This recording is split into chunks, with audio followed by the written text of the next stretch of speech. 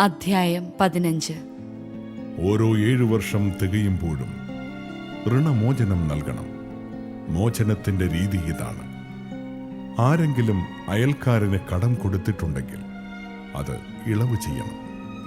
അയൽക്കാരനിൽ നിന്നോ സഹോദരനിൽ നിന്നോ അത് ഈടാക്കരുത്. എന്തെന്നാൽ കർത്താവിന്റെ മോചനം പ്രഖ്യാപിക്കപ്പെട്ടിരിക്കുന്നു. വിദേശീയരിൽ നിന്ന് കടം ഈടാക്കിക്കൊള്ളുക. എന്നാൽ നിന്റേത് എന്തെങ്കിലും നിന്റെ സഹോദരന്റെ കൈവശമുണ്ടെങ്കിൽ അത് ഇളവ് ചെയ്യണം.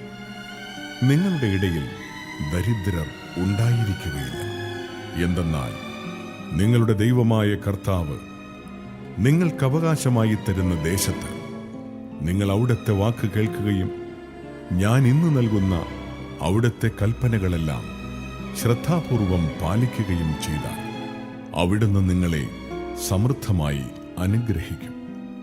നിങ്ങളുടെ ദൈവമായ കർത്താവ് തന്റെ വാഗ്ദാനമനുസരിച്ച് നിങ്ങളെ അനുഗ്രഹിക്കും.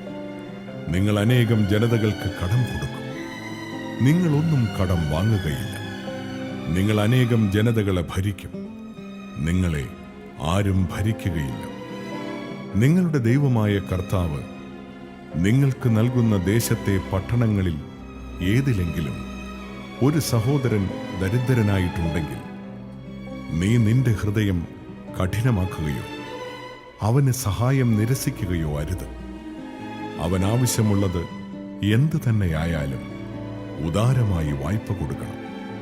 മോചനത്തിന്റെ വർഷമായ 7-ാം വർഷം അടുത്തിരിക്കുന്നുവെന്ന് നിന്റെ ദുഷ്ടഹൃദയത്തിൽ ചിന്തിച്ച് ദരിദ്രനായ സഹോദരനെ നിഷ്കരുണം വീക്ഷിക്കുകയും അവൻ ഒന്നും കൊടുക്കാതിരിക്കുകയും അരുത്.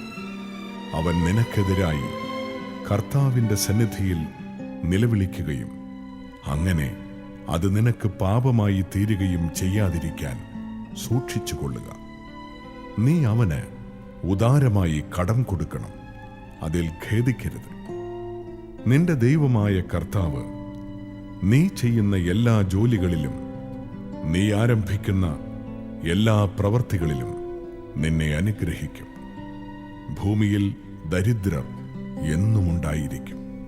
ആകയാൽ നിന്റെ നാട്ടിൽ വസിക്കുന്ന അഗതിയും ദരിദ്രനുമായ നിന്റെ സഹോദരനു വേണ്ടി കൈയയച്ചു കൊടുക്കുക എന്ന് ഞാൻ നിന്നോട് കൽപ്പിക്കുന്നു.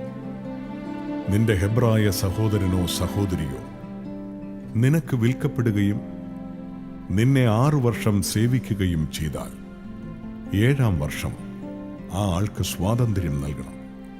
സ്വാതന്ത്ര്യം നൽകി അയക്കുമ്പോൾ വെറും കൈയോടെ വിടരുത്.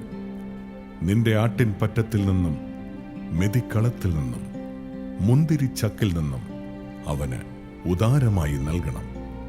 നിന്റെ ദൈവമായ കർത്താവ് നിനക്ക് നൽകിയ ദാനങ്ങൾക്കനുസരിച്ച് നീ അവന് കൊടുക്കണം.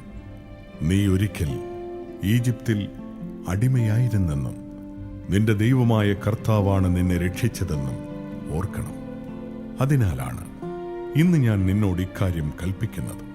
എന്നാൽ അവൻ നിന്നെയും നിന്റെ കുടുംബത്തെയും സ്നേഹിക്കുകയും നിന്നോടുകൂടെ താമസിക്കാൻ ഇഷ്ടപ്പെടുകയും ചെയ്യുന്നതുകൊണ്ട് ഞാൻ നിന്നെ പിരിഞ്ഞു പോവുകയില്ല എന്ന് പറഞ്ഞാൽ അവനെ ഭവനവാതിൽക്കൽ കൊണ്ടുവന്ന് ഒരു തോൽ സൂചി കൊണ്ട് നീ അവന്റെ കാതു തുളയ്ക്കണം. അവനെന്നും നിന്റെ ദാസനായിരിക്കും. നിന്റെ ദാസിയോടും അപ്രകാരം ചെയ്യുക. അവനെ സ്വതന്ത്രനാക്കുമ്പോൾ നിനക്ക് ഖേദം തോന്നരുത്. ഒരു കൂലിക്കാരന് കൊടുക്കേണ്ടതിന്റെ പകുതി ചെലവിന് അവൻ 6 വർഷം നിനക്ക് വേണ്ടി ജോലി ചെയ്തു.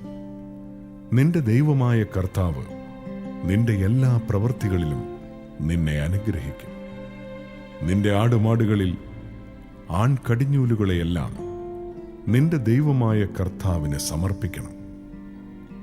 കടിഞ്ഞൂൽ കാളയെക്കൊണ്ട് പണിയെടുപ്പിക്കരുത്. കടിഞ്ഞൂലാടിന്റെ രോമം കത്രിക്കുകയും അരുത്. നിന്റെ ദൈവമായ കർത്താവ് തിരഞ്ഞെടുക്കുന്ന സ്ഥലത്ത് വച്ച് അവിടുത്തെ സന്നിധിയിൽ വർഷം തോറും നീയും നിന്റെ കുടുംബവും അവയെ ഭക്ഷിക്കണം. അവയ്ക്ക് മുടന്തോ അന്ധതയോ മറ്റെന്തെങ്കിലും ന്യൂനതയോ ഉണ്ടെങ്കിൽ നിന്റെ ദൈവമായ കർത്താവിന് അവയെ ബലി കഴിക്കരുത്. നിന്റെ പട്ടണത്തിൽ വെച്ച് തന്നെ അതിനെ ഭക്ഷിച്ചുകൊള്ളുക. ഒരു കലമാനിനെയോ പുള്ളിമാനിനെയോ എന്നതുപോലെ ശുദ്ധനും അശുദ്ധനും ഒന്നുപോലെ അത് ഭക്ഷിക്കാം. എന്നാൽ രക്തം ഭക്ഷിക്കരുത്. അത് ജലം പോലെ നിലത്തൊഴിച്ചു കളയണം.